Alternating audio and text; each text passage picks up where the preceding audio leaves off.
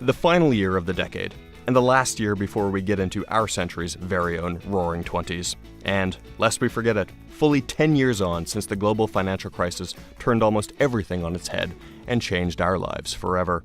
Welcome to 2019. It's a brand new year with a new set of risks, and let's hope new opportunities as well. I'm Scott Martin from Deloitte Centre for Regulatory Strategy, and you're tuned in to Regulated Radio. I've got David Strachan and Andrew Bulley with me here to talk about what we think is at the very top of the financial regulatory agenda going into the new year, what big risks supervisors are looking most closely at, and what might be the most important things for the industry to watch for as 2019 unfolds. All this in the next 20 minutes or less. It's a new year, it's a new episode, and we're glad you've joined us. This is Regulated Radio.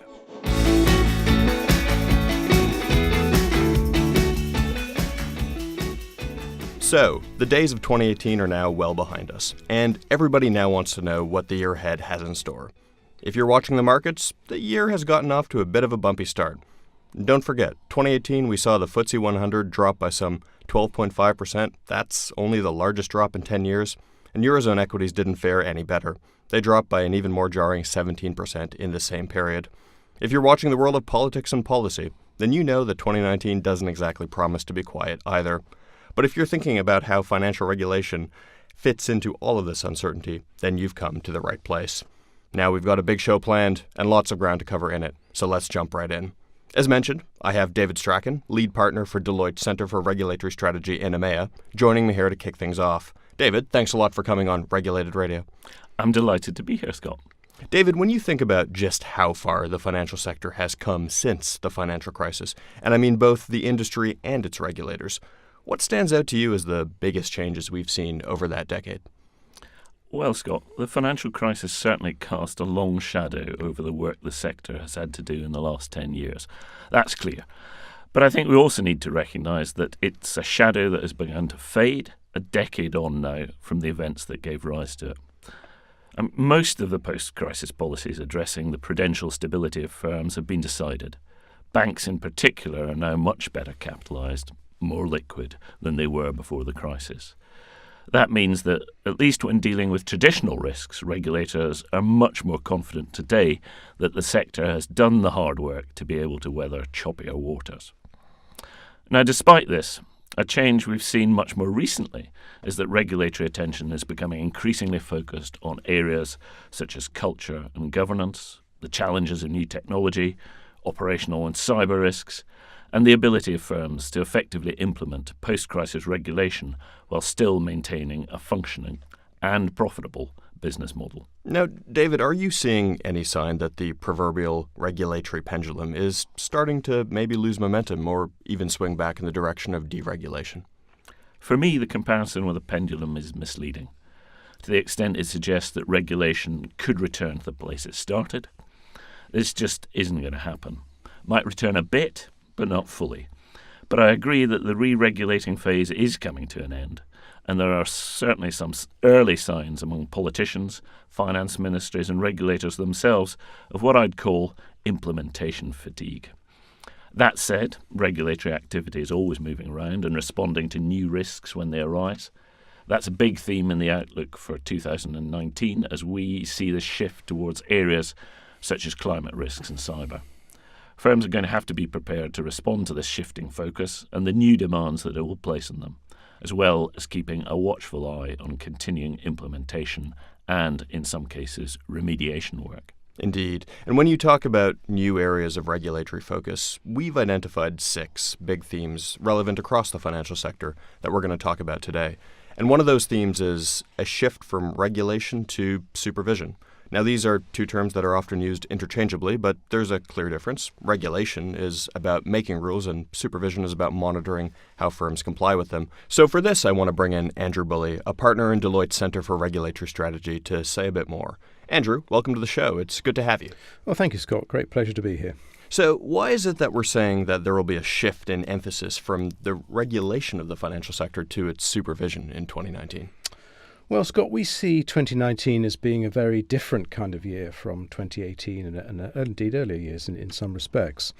As you know, 2018 saw a number of major new regulations come into force: MiFID II, PRIPS, IDD and GDPR, all of which involved hugely resource-intensive implementation programs for firms across the financial sector. Whereas in 2019, leaving Brexit to one side for a moment, for the first time in many years, there's nothing of a similar regulatory scale to be implemented. So given that, we expect regulators and supervisors to switch their efforts towards assessing how well firms have implemented new requirements introduced in the last few years as part of the wider-ranging reforms to prudential and conduct regulation post the financial crisis. We think the supervisors will be especially keen to examine whether firms are delivering the right regulatory outcomes in the spirit intended, rather than just complying with the letter of the law in a technical sense. We expect that this in turn will put a further onus on firms to demonstrate the regulations have been suitably embedded. Now that, of course, can be very challenging and costly for firms to accomplish, particularly as they continue to face economic headwinds and wider uncertainties in the business and policy environment. On that point, though, economic headwinds and policy uncertainty, one major theme that's already apparent in the financial sector this year is uncertainty over whether we're going to see continued normalization of interest rates. Now, Andrew, if normalization does proceed, do you think supervisors will be concerned about the risks to firms arising from that? It's a good question, Scott, and a critical one for firms, of course. As you know, in the second half of last year, low interest rates and an unconventional monetary policy appeared finally to be, if slowly, to be giving way to interest rate normalisation around the world. We saw this in the US, the UK and indeed the Eurozone. Now, as you noted earlier, Scott, equity market falls, declines in most other asset classes and some other less positive economic data have given some central banks pause recently, such that the steady march towards higher rates that we, along with most other commentators, were generally predicting a few months ago is now more of an open question. That's fair enough, but if interest rates do eventually keep rising at whatever pace, do you think that will be a good or a bad thing for the sector? Well, higher interest rates may be beneficial in net terms to many, though not all financial firms. Banks in particular may enjoy higher net interest margins, whilst insurers are likely to benefit from rising asset yields. However, it's not an exclusively good news story for the entire sector. Interest rate normalisation, depending on its scale and pace, may lead to falls in some asset values and rising credit defaults, as some borrowers are unable to service loans at higher interest rates. If we see this play out, it may reveal structural weaknesses in individual firms' business models and risk practices. So in our view, it's probably still too early to say what the overall effect of these opposing factors will be across individual sectors. Well, in the face of that kind of uncertainty, is there anything that we can expect financial supervisors to do about it in the year ahead? Yeah, a lot of uncertainty indeed, Scott. And bear in mind that interest rate changes are just one aspect of the uncertainty firms will face in 2019. Political uncertainties rising, whilst technological innovation will almost certainly continue to disrupt and transform the way financial services are delivered. I think from a supervisory perspective, the supervisors, both conduct and prudential, are going to want to delve deeply into how firms are responding to these trends and risks. And one of the principal ways in which they will do this is stress testing firms' balance sheets against a broader range of adverse scenarios. Remember that stress testing has already been used extensively to satisfy supervisors that firms are now better able to deal with another major financial downturn. But going forward, we think that the scenarios set by supervisors are increasingly likely to include operational shocks, such as cyber outages, as well as conventional asset valuations and credit default stress. That's very interesting.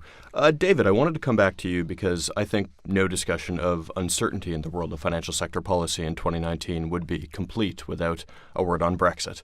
Now, we could be here talking about this all day, or at least for the entire show. But without doing that, what do you think are the most important Brexit-related events for the sector to watch for as the year unfolds? Yeah, you're right. Brexit is unavoidably at the top of almost everyone's agenda, whether that's for market access reasons, derivative and insurance contract continuity, or indeed the impact of Brexit on the UK economy and businesses here. 2019, of course, is the year that Britain will, most probably, end up leaving the EU. There's uncertainty over the final terms of the UK's withdrawal from the EU and whether any transition period will be agreed and ratified, as well as, of course, as the future relationship between the EU and the UK. We think this uncertainty will continue right up to the wire of March the 29th. Given this, firms really have no choice but to continue to prepare for a no deal, unless they can rely on the UK's temporary permissions regime. The EU, on the other hand, shows little signs of reciprocating outside the area of central counterparty equivalence. However, we have recently seen moves by some individual member states to equip themselves with powers to respond to a no-deal scenario. That reinforces our view that if push comes to shove, authorities will choose temporary fixes over consumer detriment or financial instability. And while Andrew mentioned a few moments ago that there won't be anything like MiFID II or GDPR in 2019, the operational and implementation challenges associated with Brexit, pending a Brexit no-deal scenario, are clearly very significant. Indeed, they would be. And just keeping with the theme of potentially very significant implementation pressures that firms in the financial sector will face next year, I want to get your view on LIBOR reform. LIBOR being the London Interbank Offered Rate, sometimes described as the most important number in the world. It's used every day to price a massive amount of financial transactions, but as you know, it's also being phased out. And that phasing out is now picking up steam. David, is this something that you think will be a big challenge for firms in the year ahead? We certainly think so, Scott. 2019 will see pressure to transition away from LIBOR growing, especially for firms here in the UK, with greater supervisory scrutiny of whether they're reducing their exposure to LIBOR. More immediately, however, firms will also need to prepare for a transition away from EONIA and possibly Euribor as well. Currently, the transition under the European benchmarks regulation allows existing benchmarks to continue to be used up until the 1st of January 2020. And at present, EONIA and Euribor are not authorised benchmarks for the purposes of the EU regulation. Also, we shouldn't forget that the replacement rate, the Euro short-term rate, will not go live until October of this year, so the timelines for transition are very tight indeed. Now, the European Council and Parliament are currently considering proposals to extend the January 2020 deadline for existing critical benchmarks until December 2021. Should those amendments be approved, EU-supervised entities could continue using EONIA and Euribor until the end of 2021, bringing transition timelines, where applicable, in line with LIBOR transition. And David, do you think that this is going to be as challenging a transition as some are making it out to be? In a word, yeah. No one should underestimate the impact of IBOR transition in the year ahead. It increasingly looks set to become one of the biggest and most complex transformation programs many firms will have to undertake. There's little room for complacency today, given how significant the volume of work will be.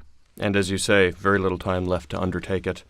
But David, before I bring Andrew back in, I wanted to ask you about one more fast-emerging area of regulatory and industry activity, and that is cyber and operational risk. We've seen a lot of high-profile events in 2018 where outages at financial firms attracted a lot of attention from customers, from the press, and even from politicians. But it's probably fair to say that with the growing complexity of cyber risks, we haven't even seen the half of it yet. What's your take on this? Definitely very high on firms and regulators' agendas.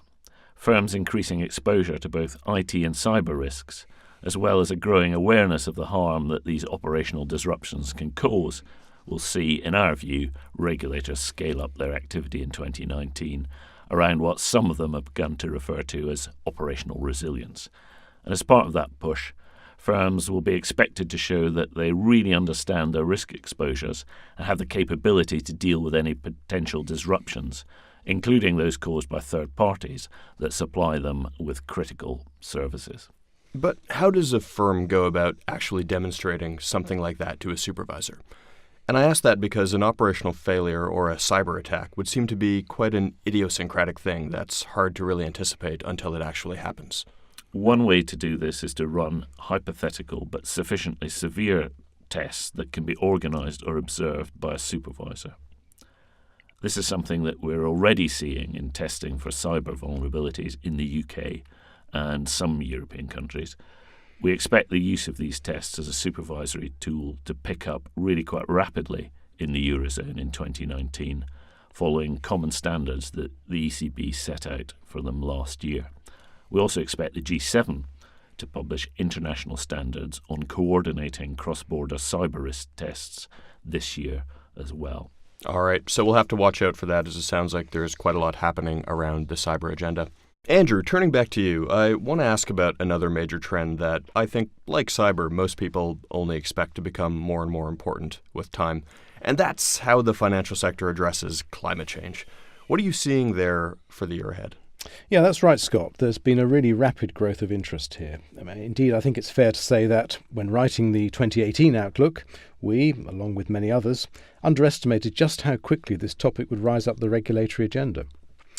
Global, EU and national regulators are all in the process of defining their expectations for climate change risk management. Central banks and regulators will increasingly focus on the financial risks that arise from climate change and the transition to a low-carbon economy. Consequently, they will expect boards to be proactive in identifying and managing these risks. At the same time, there's growing investor pressure on firms to take action. So in a nutshell, Scott, we see this trend as one where regulators will seek to take climate change beyond the world of corporate social responsibility and disclosure and make it very firmly an issue that sits squarely within the remit of the Chief Risk Officer and ultimately, of course, of the board. All right, and pivoting very quickly, another important issue I'd like to discuss while we still have time on the show is that of value for money. Now, we've seen this as a prominent issue before, especially in the UK, but why do you expect it to be so important this year? Well, in recent years, we've seen conduct regulators put increasing emphasis on the bad economic outcomes that poor value products and services can have on consumers, particularly those who are in a vulnerable situation. As you say, Scott, this is familiar territory to those subject to FCA regulation here in the UK, where the FCA is being increasingly activist in intervening where it finds what it calls harmed consumers. What we expect to see in parallel this year is an increasing interest on the part of supervisors beyond the UK on value for money in financial services. Now, in terms of concrete supervisory action, we think this interest will translate into a sharp focus on firms' fees and charges across customer groups, including whether any unfair cross-subsidies are going on, as well as on the transparency and comparability of products. In short, supervisors are going to apply much higher expectations to firms around how they apply clear and fair charging structures to their customers. Okay, but Andrew, if we can zoom back out to the macro view of the stability of the sector again, we know that regulators don't regulate in a vacuum. Their primary responsibility is to safeguard the stability and the functioning of the financial system, and that, of course, requires them to tread very carefully sometimes when there's reason to suspect that the system might be vulnerable. Now, some commentators have begun the year predicting that we might be in for another economic downturn in 2019, particularly in light of the equity market trouble that we've already discussed on this show. Do you think there's cause for concern? Well, it's a very fair point to make, Scott. We've seen a significant build-up in debt around the world. It now stands at around $247 trillion. That is significantly higher than its pre-crisis peak. So regulators and central banks face an ongoing question as to how far this represents a systemic vulnerability. But frankly, it's about a lot more than that. Low rates have contributed to a sustained search for yield, and that, not surprisingly, has led many lenders and investors to move down the credit quality curve. Additionally, higher capital requirements for banks have paved the way for a rise in non-bank lending. So as a result, exposure to credit markets now extends to a much wider variety of firms, well beyond the banking sector. I'll add that the leveraged loan and the real estate markets are likely to be vulnerable to higher interest rates, if or to the extent that we do see them. And the consumer credit expansion of recent years and the resulting higher levels of personal indebtedness may well have left many consumers vulnerable to interest rate rises, especially after such a prolonged period of low rates, one frankly that is without precedent. And David, what's your take on this? How does this fit into the regulatory agenda for 2019? Well, Scott, as both you and Andrew have noted, some commentators consider that the global economy has reached what some call its late cycle phase. And historically, downturns or recessions have occurred at least once each decade, suggesting that such an event may be overdue. That's most evident in asset valuations, which on some measures still appear stretched, even after the recent market corrections that both you and Andrew mentioned, but also for other reasons. In the EU, non-performing loans continue to act as a major risk to some banks' resilience and profitability, while globally, increasing trade protectionism and political uncertainty also weigh heavily on the minds of many in the industry. Brexit, of course, continues to be a major political and regulatory uncertainty as well. So against that background, we expect regulators across sectors to remain highly vigilant to the risks of economic downturn and shocks. As we were saying earlier, part of this will mean that regulators will be keenly attentive to firms' resilience and their potential vulnerabilities, recognising that during a period of unprecedentedly low interest rates, some business models have grown up in relatively benign conditions and haven't really been tested in a sustained downturn. All right, David, Andrew, thanks so much for coming on to Regulated Radio to share your thoughts today. And there you have it. 2019, a new year, a new set of priorities for financial institutions and their regulators. Whether it's handling Brexit, developing green finance, dealing with cyber risk, or even the threat of another economic downturn, you can be sure that we'll have our hands full in the months ahead. But that's why we do what we do. That's why we bring you Regulated Radio, to give you a short briefing on what you most need to know about the top issues. So, if you're interested in hearing more about the Centre for Regulatory Strategy's outlook for 2019, you can download our full report with our expectations for the year ahead on deloitte.co.uk/regoutlook. Now remember, if you like the show, hit the subscribe button to ensure you receive notifications about new episodes. And if you're already subscribed, you can give us a review on those platforms or email us with your thoughts at regulatedradio@deloitte.co.uk. We'd love to hear from you. And don't forget, if you like Regulated Radio, show us your love by recommending the show to a friend or a colleague. It is definitely the right way to kick things off this year. But that's all for now. Thanks so much for joining us, and you'll hear from us again soon.